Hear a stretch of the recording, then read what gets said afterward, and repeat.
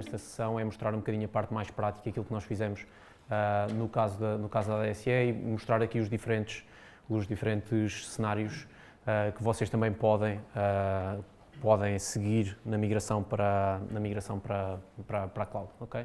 Portanto, pegando aqui um bocadinho no slide que o José Pedro mostrou, no caso específico da migração do site da ADSE, nós apostámos aqui numa abordagem de refactor, como o José Pedro já deu aqui um bocadinho a indicação na apresentação dele. Portanto, nós migramos um site que estava a correr em máquinas virtuais em Linux, considerámos, até pelo desafio que o João já referiu, de não tinham grande experiência na parte de gestão de máquinas virtuais em Linux e, portanto, tinham esse desafio. Não preciso. Não. E, portanto, tinham esse... Eu só tenho, nas minhas 2 sessões, tenho 5 slides, ok? Portanto, tinham o desafio de gerir máquinas Linux e, portanto, equacionámos e até discutimos se íamos passar isto para Windows ou não. No fim de contas, não interessa muito, ok? Portanto, vamos para a Platform as a Service, não nos interessa muito o que está por trás e até nos facilitava a migração colocarmos em Linux. E, portanto, aqui o que nós optámos por fazer, basicamente foi... Estamos a falar de uma aplicação em WordPress que estava a correr em máquinas virtuais, como já referi. O Data Tier era uma base de dados em MySQL e, portanto, aquilo que nós fizemos foi algo muito simples e eu vou-vos mostrar exatamente o que é que nós fizemos. Basicamente, criámos um App Service em Azure, em Linux, que na realidade está a correr em cima de um container, algo que no início nós não falámos inicialmente, para ser sincero, mas basicamente está a correr containers. Tudo o que é Linux em App Services corre em cima de containers. Okay?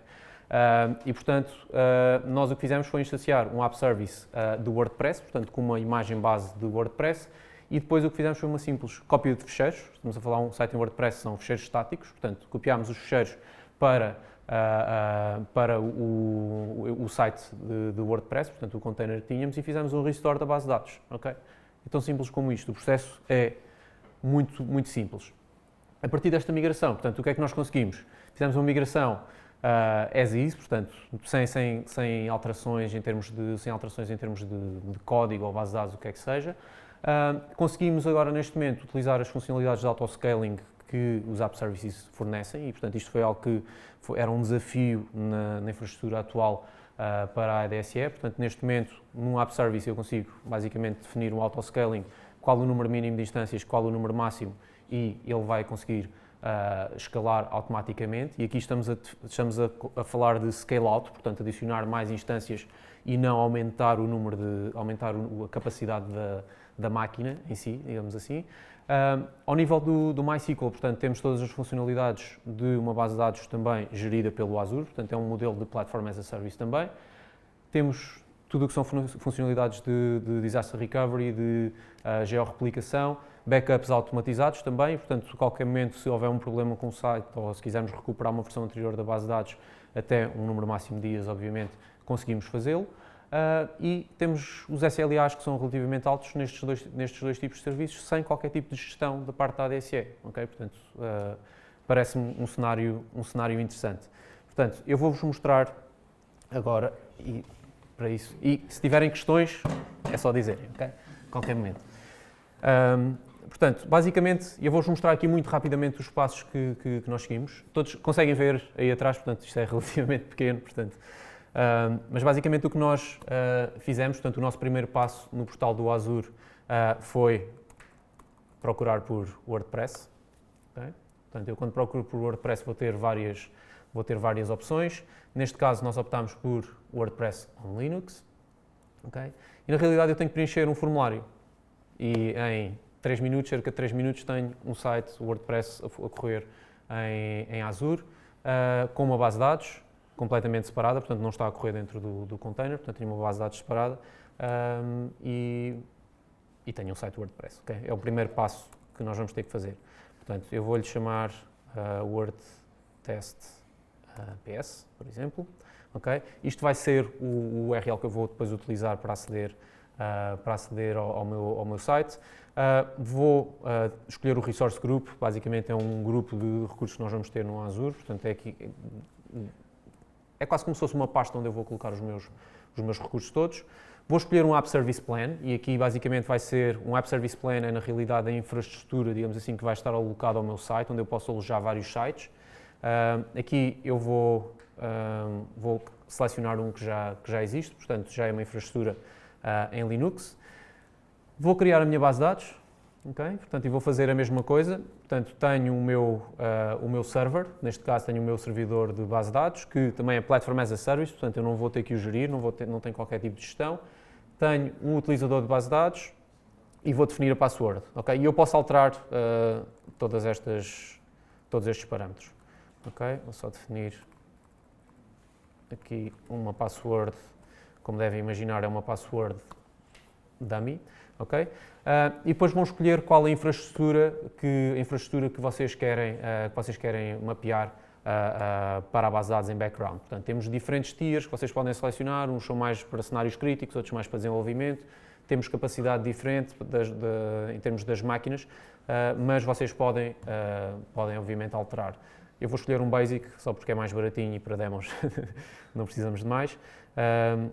E portanto, Basic, vem a diferença, tem aqui uma aproximação do custo, ok? Portanto, isto aqui é o custo da minha subscrição, não é exatamente o da vossa, porque podem ter algum desconto. Como é uma subscrição interna da Microsoft, não temos qualquer tipo de desconto, pagamos pagamos o custo todo. Deixem-me só tentar. Também, ou seja, sempre escolhemos o serviço de plataforma, não nos preocupamos também do licenciamento, ou seja, não há licenciamento associado nestes casos, faz parte do próprio serviço. Exatamente. É mais uma coisa que simplifica um bocadinho também. Exatamente. Portanto, já tenho aqui basicamente a minha base de dados, vou fazer OK. Posso escolher se tenho o Application Insights ou não, que é basicamente um serviço de telemetria em cima da nossa aplicação, e faço Create. Portanto, a partir deste momento, ele agora está a validar o template, e a partir deste momento, portanto, eu tenho que esperar, são cerca de 2 minutos e meio, 3 minutos, e tenho o meu site WordPress no ar, ok? Tão simples como isto. Okay? Portanto, o passo seguinte, o que nós fizemos foi basicamente ligar-nos por FTP ao App Service, copiámos os ficheiros para o site, utilizámos uma aplicação, neste caso foi o MySQL Workbench, para fazer o restore da base de dados e basicamente é esse o processo. Eu aqui não vos vou mostrar tudo porque demora tempo, mas vou-vos mostrar aqui, por exemplo, o resultado final, este resultado final na minha subscrição, ok? Portanto, se forem ao site da ADSE é igual, ok? Mas, portanto, o João fez aqui a gentileza de partilhar connosco o código do ambiente de desenvolvimento, certo? E, portanto, nós conseguimos replicar do nosso lado o mesmo site a correr e, portanto, este site está a correr em App Services, tem exatamente todas as funcionalidades que tem o site normal da ADSE. Pode estar um bocadinho mais lento porque está a correr num App Service pequenino, isto depois é questão de vocês darem a capacidade necessária a esta máquina, ok? Agora, eu referi que este site está a correr em containers, certo? E, portanto, é algo que durante o processo de migração e para o João é algo que é transparente. O João não sabe sequer, ou não precisa de saber sequer que existe um container. Na realidade, ele liga-se por FTP, para fazer a gestão se quiser, para copiar ficheiros, pode ligar-se diretamente ao site também utilizando as ferramentas dos App Services. Idealmente vai utilizar uma ferramenta, por exemplo, como o Azure DevOps para fazer a integração de todas as alterações, e era um bocadinho isso que eu também vos queria mostrar, ok? Portanto, a partir do momento que nós estamos no modelo de containers, que é aqui o caso, nós podemos pegar nesse container e correr o container onde nós quisermos, ok? Por exemplo, agora o João a ter recursos internos ou até um parceiro que está a desenvolver ou a adicionar funcionalidades no site da ADSE, eventualmente vão ter que fazer novas extensões, neste caso serão em PHP, novas funcionalidades que serão integradas, por exemplo, no site. Eles podem fazer essas alterações na própria máquina, testar na própria máquina, correr o container na sua máquina e vai ser exatamente igual ao que vai estar a correr no site final. Okay? E depois tem a facilidade também em termos de publicação e de destino final para o site, meter a correr em qualquer lado. Vai estar a correr, por exemplo, no ambiente de desenvolvimento, vai estar a correr na máquina do developer, mas a seguir vai poder correr num App Service, vai poder correr em Kubernetes, num AKPS, por exemplo. Tudo o que suporte containers vai poder correr num Service Fabric. Todos aqueles cenários que o Zé Pedro também mostrou na sessão dele, portanto, é um container, vai correr em qualquer lado, ok? Seja em Azure ou até noutra cloud, ok? Ou até na vossa infraestrutura. E é um bocadinho isso que eu vos queria mostrar muito rapidamente. Eu vou só abrir aqui o DevOps para vocês verem. Eu fiz exatamente isso, ou seja, basicamente eu criei a partir do source code que o João passou, conseguem ver mais ou menos, não é? A partir do source code que o João nos passou, eu basicamente fiz um container a partir desse source code, ok? E isso é feito utilizando este Dockerfile, não vou entrar aqui muito em detalhe, mas basicamente o que nós estamos a fazer, eu estou a ir buscar a imagem base do container que já estou a utilizar nos App Services e estou a copiar a pasta source, que é onde está todo o código do site, estou a copiar para dentro do container e estou a expor, neste caso, a porta 8080. Portanto, isto faz com que eu consiga correr este container, gerar este container e correr este container na minha máquina, ok? E é exatamente isso que eu tenho aqui. Se eu fizer aqui um comando que é o Docker Images, vocês conseguem ver que eu tenho ali um container chamado ADSE, ok? E que neste momento eu até o arranquei já. E portanto, já tenho o site a correr no porto 8080, portanto, se eu for ao meu browser e fizer localhost 8080, e ele estava a dormir, portanto está agora a acordar, eu vou ter exatamente o mesmo site que tinha, vocês acabaram de ver a correr em App Services, eu tenho esse mesmo site a correr na minha máquina, ok? Está a correr na minha máquina, a base de dados está a mesma em Azure neste caso, mas eu podia ter uma base de dados também local e parametrizar, porque tudo isto, aliás, eu corri este container utilizando alguns parâmetros, neste caso esta base de dados está a utilizar todas aquelas credenciais que vocês estão ali a ver, ok? Portanto, a minha base de dados e está a utilizar uma base de dados de teste, okay? Portanto, voltando e vou abrir só aqui uma sessão in private para ter aqui um erro de autenticação qualquer a abrir o Azure DevOps. Vou mostrar-vos só como é que eu fiz isto no Azure DevOps. Portanto, aquele é o meu source code, eu tenho o source code lá dentro, tenho o processo todo para criar um Dockerfile, para criar o meu container, utilizando um Dockerfile, e, portanto, eu posso fazer isso no meu Azure DevOps, portanto, no meu pipeline todo de DevOps, e é exatamente isso que eu vos vou mostrar. Eu vou-vos mostrar que o processo de build está a correr utilizando aquele Dockerfile, mas que depois vou fazer o deployment para vários sítios. Ok. Pronto. E eu vou fazer depois o deployment para App Services e AKPS e podia fazer para outros sítios também. Okay. Portanto, nos repos eu tenho, eu não vou entrar aqui muito em detalhe, mas nos repositórios eu tenho exatamente o código que eu vos mostrei ainda agora na minha máquina, e em termos de pipelines, portanto, a minha build, eu estou a correr a minha build no Azure DevOps.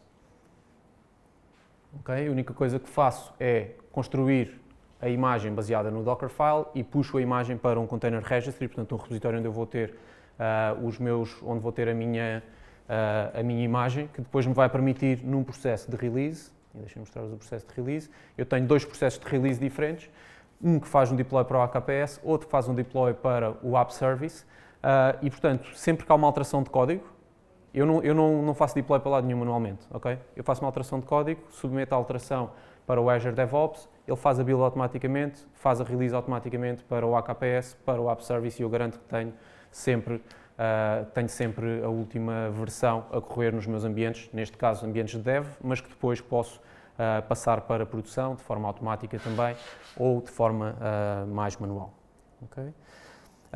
E o resultado, portanto, vocês podem ver, o URL é diferente, portanto este é a minha instância de AKPS, ok? Portanto, o mesmo site a correr, é exatamente o mesmo container, que está a correr, portanto, em localhost, é este o caso, AKPS e aqui em App Services, ok? Portanto, é só isto, ok? Portanto, é muito simples e aqui o caso do WordPress é algo que só envolve a criação de um container, ok? E portanto, se vocês tiverem containers, a dificuldade de criar um processo de build, já agora a dificuldade de criar um processo de build para qualquer container, independentemente de ser .NET Core, PHP, Python, Java, o que vocês quiserem, é o mesmo passo, ok? É sempre o mesmo passo, é este aqui, ok?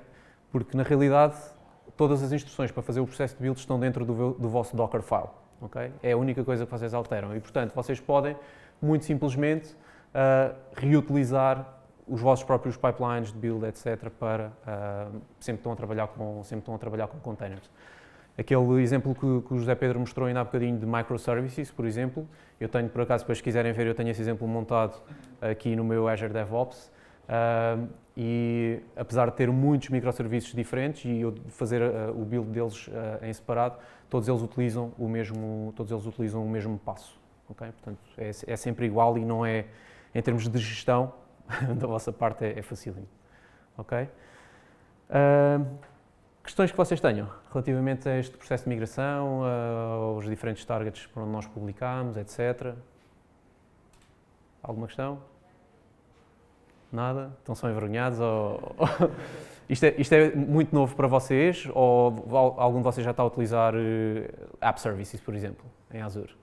Não? Não? DevOps também não?